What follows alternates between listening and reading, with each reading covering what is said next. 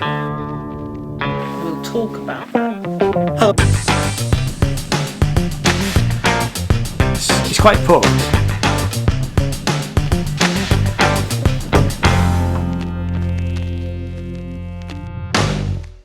Hello and welcome, my name is Ian and this channel is all about music and art, and in this series of videos we've been looking at what is happening regarding the music streaming in the UK. The UK Government's Digital Culture, Media and Sports Committee have been looking into the ways that streaming platforms and large record companies manage payments to songwriters, musicians and performers. And on the 15th of October 2020, Parliament published a news article stating that the Digital Culture, Media and Sports Committee were going to inquire into the impact of the streaming on the future of the music industry. This article stated that the inquiry would consider whether the government should take action to protect the industry from piracy in the wake of steps taken by the EU on copyright and intellectual property rights. Now, I knew that some high-profile musicians and music industry types were going to be giving evidence to the committee. And the first of these meetings was on the 24th of November 2020. And it continued through December into January and February of this year, 2021. Now, these were long meetings lasting over 3 hours. So what I've done is I've edited them all down into shorter videos, and you can find a link to all the previous meeting videos in the description down below. I've also created an introduction for each section, and if you want to, you can skip straight past those bits to the questions by clicking on the timestamps. Again, all of this stuff is in the description. So in this video we'll look at the third session from the 10th of February 2021, and I thought it was worth providing a short background to the witnesses giving evidence in this session. First we have Steve Bené, who is General Counsel at Twitch, Raoul Chatterjee, Vice President of Content Partnerships at Soundcloud, and Katherine, Oyama, Director, Government Affairs and Public Policy at YouTube. So Steve Bené from Twitch oversees all aspects of the company's legal strategy, operations and compliance, including those related to corporate governance, securities, commercial transaction, privacy, litigation and intellectual properties. Prior to joining Twitch, he worked at Pandora and before that served as General Counsel at Electronic Arts. Next we have Raoul Chatterjee, who is SoundCloud's Vice President for Content Partnerships based in London, where he works to secure innovative, on-demand streaming license agreements with major and independent labels, publishers and collection societies. He also worked for Warner Brothers UK and was Head of Digital at leading independent Ministry of Sound. Katherine Oyama is Director of Government Affairs and Public Policy for YouTube. She manages policy for copyright, trademark music licenses, online creativity and intermediate liability, and from 2009 to 2011 she worked at the White House as Associate Counsel and Deputy Counsel to Vice President Joe Biden. Prior to her government service, Katherine was in litigation, and before that she worked at a New York-based strategy consultant firm and a Washington-based public interest research organisation. So here is part 1 of session 3 from the 10th of February 2021 into the economics of music streaming.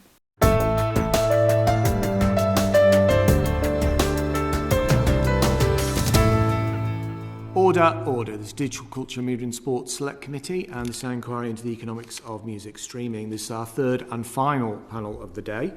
We are joined by Katherine Oyama, the Director of Government Affairs and Public Policy at YouTube, Raoul Chatterjee, Vice President for Content Partnerships at Soundcloud, and Steve Bené, General Counsel at Twitch. Katherine, Raoul and Steve, thank you very much for joining us today. Thank you. Thank you. Thank you.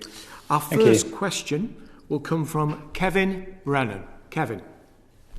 Thank you very much and welcome everybody, and thank you for joining us. Is it Katherine or Katie? I've got two different interpretations on my list here.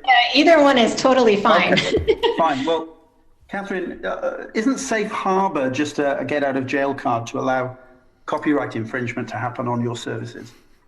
Thank you for that question, and good afternoon. Thank you so much for inviting us to be part of the conversation. I don't think so. I think if we look at safe harbors, they exist in pretty much every modern economy in the world. They've been credited as being a key foundation for the vibrant digital economy that the UK has. I can say from the tech sector, not only do we see creativity flourishing, but the digital economy in the UK, it's such an important place for startups, for fintech, for edtech. And safe harbors have really been credited as creating a foundation of certainty that allows investment in services. I'd say specifically from YouTube's perspective, and I think relevant to today's conversation about music, safe harbors have really powered the user-generated content movement that we're seeing. And if we look at the economics of our business, in the panel before, someone had mentioned our statistic we're proud of, that we've sent $12 billion to the music industry. The partners who we work with, many of them are receiving more than half of their revenue every year from the user-generated side, which so not only has that system created a really vibrant place where artists and fans are able to be more interactive, and we see, pieces of music content going viral.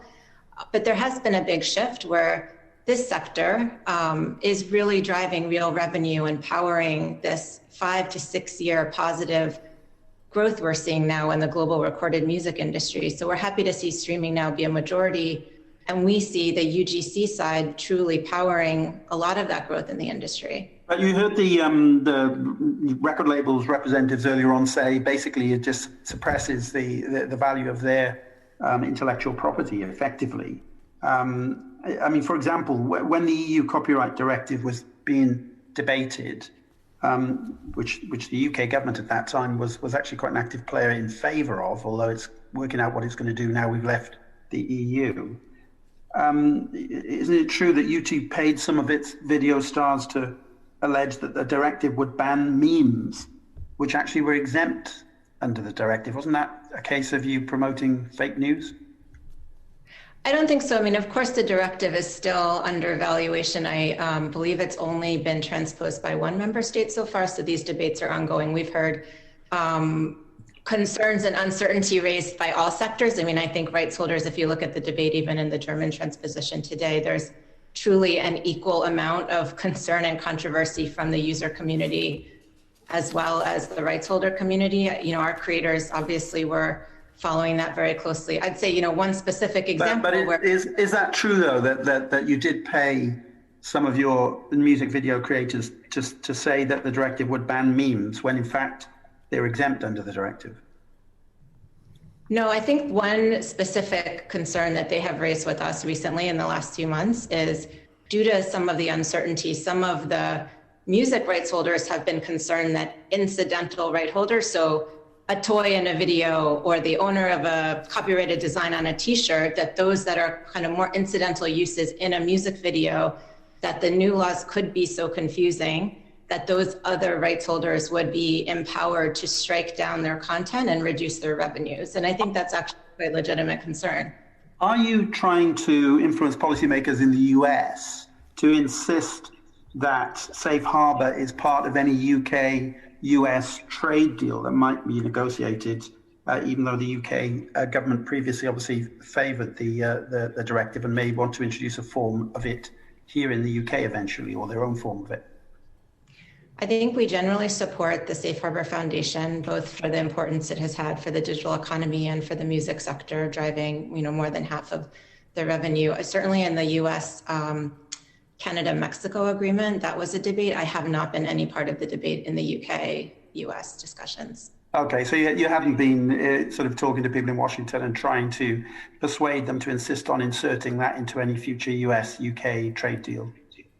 I haven't. I think if we were asked, we would be happy to share what we just shared earlier, is that we do think that it is a strong foundation. We obviously go far above and beyond the Safe Harbor framework with our investments and our, we've been licensed in the UK for more than 10 years with all the major players, all the labels, the publishers. We've opened up a new platform for creativity for artists, but that injecting significant uncertainty in the framework by eroding the safe harbors would have, I think, a counterproductive effect. And we are concerned about rolling back the growth, the important growth that we are now seeing in the industry. Okay. Some people might think it might be the digital equivalent of chlorinated chicken if you did insist on putting it in, but I won't ask you to comment on that, because that's a very active debate here, I think, rather than with you. Just one final question, Chair, to one of the other panelists. If I could ask Raoul from Soundcloud. We've had a bit of discussion about user-centric payment systems for streaming services, which this obviously this inquiries into the economics of music streaming. Am I right in saying that this is something that SoundCloud are getting into a bit? Well, it's definitely an interesting area, and as a artist-first platform, we're always looking for ways to make payouts to artists fairer. That's definitely something we believe in. But the whole investigation into user-centric is a very complex and detailed investigation that needs to be taken. It's one potential path that we're exploring. We haven't rolled anything out as yet. We haven't officially announced anything. I'm aware that there have been some stories, but none of those are officially announced. And it would require industry-wide conversations and support to be impactful. We actually pay out the majority of the payouts through intermediaries, record companies, distributors, publishers, collection societies. So in order to have the most significant effect on artists, we would have to work in the cooperation with those partners of ours. All right, Chair, I'll leave it there. Thank you. Thank you. Alex Davis-Jones. Thank you, Chair. Katherine, if I could come to you, please. Many in the industry have said that the safe harbour policy has resulted in a value gap, where revenue from free ad-funded music streaming pays out significantly less than the subscription-based streaming services. What's causing this to happen, and do you think that this value gap is currently fair? Thank you. I think from the panel that I heard a few hours ago, I do think there's a little bit of confusion. So I think it's important to remember, especially from the YouTube side, we have a few different business models powering our music business. So on one side, we do have the subscription service. We've been a later arrival, but we're super happy to see we have now more than 30 million paid subscribers. I think all the analysis I've ever seen about payouts and breakdowns is that we are on par with those other services. Then separately, there is the ad-supported side of the business, which has the user-generated content. And I think that's probably where there's quite a bit of confusion. So if you think about a platform, you take a step back like YouTube, music's incredibly important to the platform. We also have health and fitness, education, religious institutions, nonprofits, filmmakers. And so it's possible that music surfaces on that side of the house, both in the kind of premium channels that say a label or an individual artist might upload just their video. But there's also a lot of content on YouTube that has these more minor uses. So like a video of a skateboard or a tourist video where you have, a different amount of music. And so I think it's just important to remember when you're looking at a service as robust as YouTube, that not all streams are exactly equivalent to, say, this one model that we might have. But what we're so happy to see is that this fan-uploaded content, I've been at the company almost a decade, and I do think 5 years ago, our partners, when they saw fans uploading, they definitely were like, we want to use your tools to block the content. We don't want it there. But today, in 95% of those cases, so anytime a user is uploading, our partners, so those labels, the indie labels, the publishers, they're alerted that their content is being uploaded in 95% of the cases. And it's completely, of course, their decision. Rather than block, rather than saying we don't want it on the platform, they're choosing to have it up and they're choosing to get the monetization from. So I think there's just a little bit of. So is it their fault? Is it their fault that the value gap exists and it isn't fair? No, of course. I mean, I don't think it's anybody's fault. I think we honestly reject the notion. We're seeing value. So we've sent out over 12 billion to the music industry, and we're seeing daily, we're seeing artists being broken on the UGC side. We're seeing Queen is a good example. So they had a video from before the 1990s, but they hit over 1 billion views only a couple years ago, and in part because tens of thousands of their fans were participating with their content, and that was creating an entirely new revenue stream. So I wanted to say, I don't think for us there's a gap. I think we are seeing new forms of revenue to songwriters, to traditional institutions, and to new artists. Okay, So the advertising revenues that are from ad funding, streaming split the same way as premium revenues. So would you take 30% and the industry take 70%? Generally, yes. So there's both sides. It's a revenue share where we take the minority, the majority goes to the rights holders. As you know, there's a complex system on the rights holder side of how that gets divvied up. But I think the numbers someone mentioned in the panel earlier, generally those breakdowns are accurate. Yes. Raoul, is that the same for SoundCloud? Well, SoundCloud operates a different type of service from YouTube. We don't have video, we're just audio only. SoundCloud has a hybrid model. We do have uploaded content from individual creators, artists. More than 12 million creators are heard every month. We have over 250 million tracks. So it's a very different service, very differentiated. And with such a wide range and array of content, there's obviously very different types of models that we work under. We have a direct monetization scheme for a lot of artists. Many artists sign up with us and join a revenue share program with us. And we also work with the music industry, record companies, all the ones that have been on, and all the Merlin for the independents, and lots of direct independents and publishers. There's a whole variety of different types of deals. But on the ad-supported service, it's worth remembering that not all of the ad-supported services are the same. SoundCloud is a fully interactive service. We have the ability for everybody to search for a track, select a track. That isn't necessarily the case across all the different services, but because of that interactivity, some of the charging structures can change as well. So we actually believe we pay over the kind of 70% amount for the ad-supported service. Okay, and Raoul, what mechanisms do you have in place to proactively identify any cases of copyright infringement?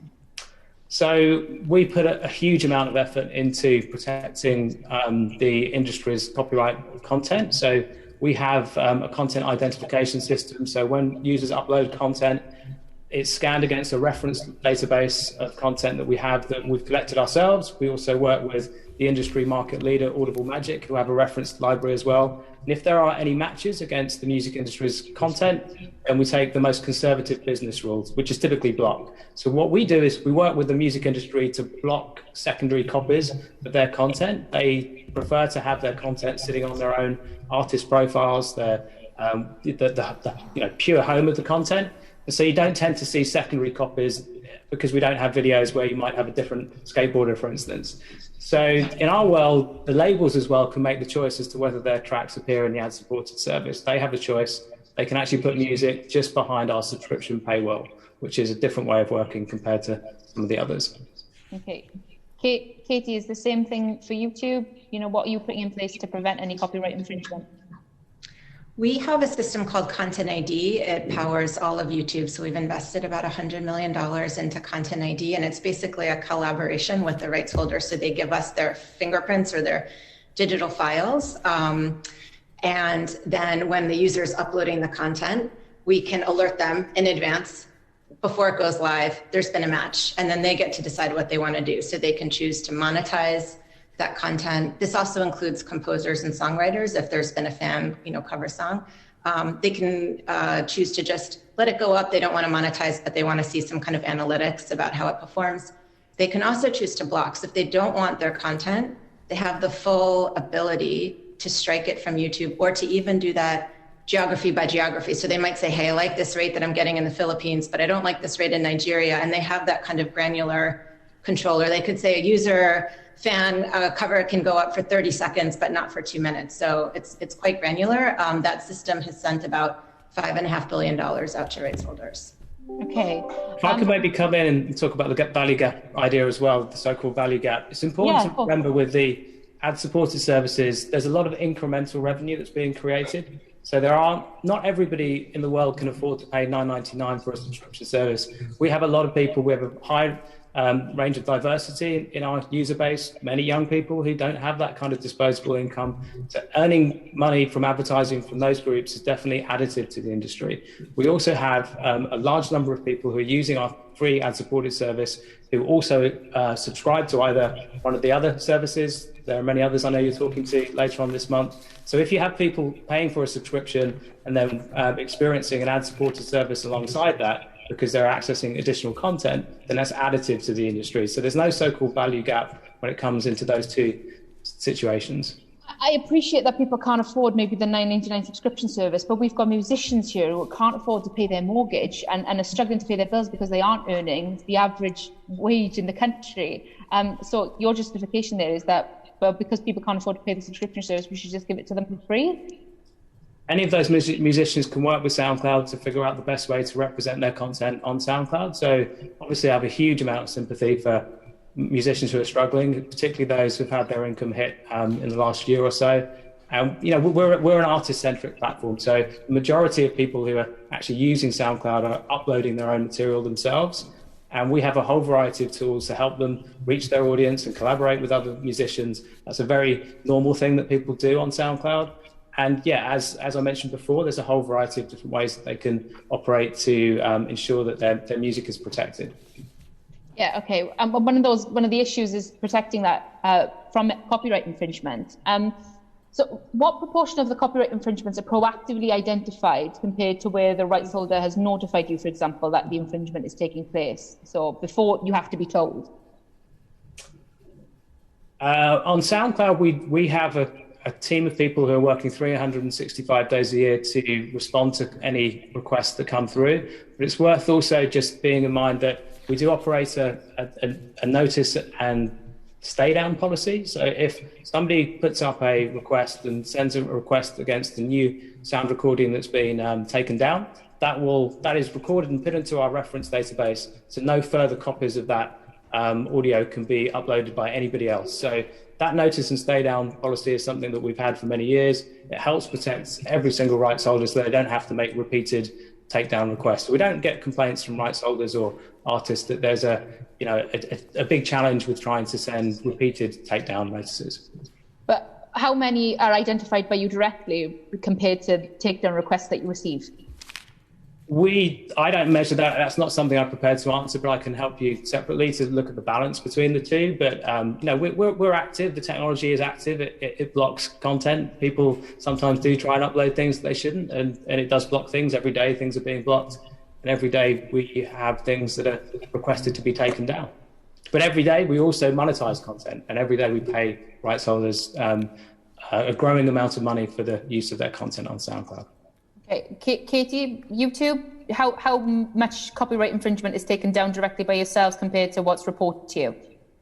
When we look at the numbers, so we also have a very simple web form where rights holders can just submit the web form, and then we also have the more automated content ID system I mentioned. About 98% of claims go through the content ID side, so much less on the web form. And in about the last 6 months, we processed 600 million claims in content ID. So those are all the automated proactive matching. I mean, of course, it's a collaboration where we want to know from the rights holders that they own the content.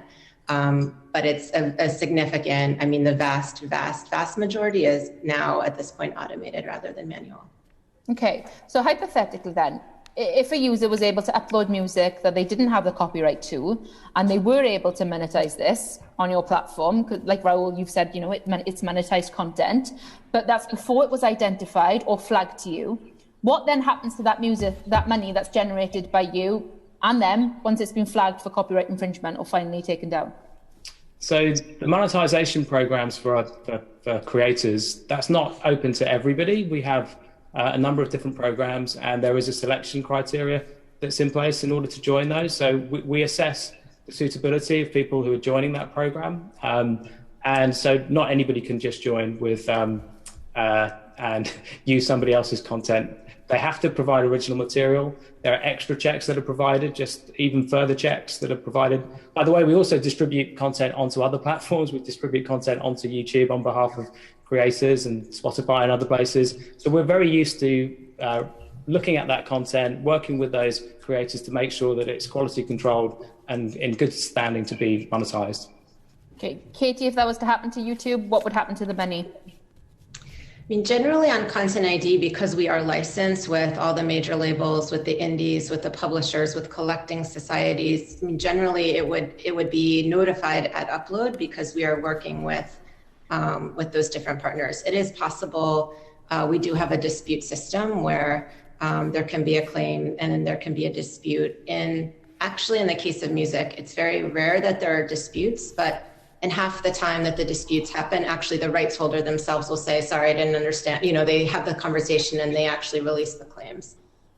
Probably also worth saying that I think Graham talked about this on the previous session, that the way that publishing works is very different from sound recording, certainly for SoundCloud and a lot of the other DSPs, maybe not YouTube, but content is in our programs, it's under a license, it's being monetized. And then with the publishing world, the reports are sent to the various back office companies. So PRS use ICE, there's a whole variety of them. And then they analyze everything that's been used on the platforms, and they claim the content that for the copyright for the songs and the composition. So everything that's monetized gets reported to those publishing entities in order to collect the royalties.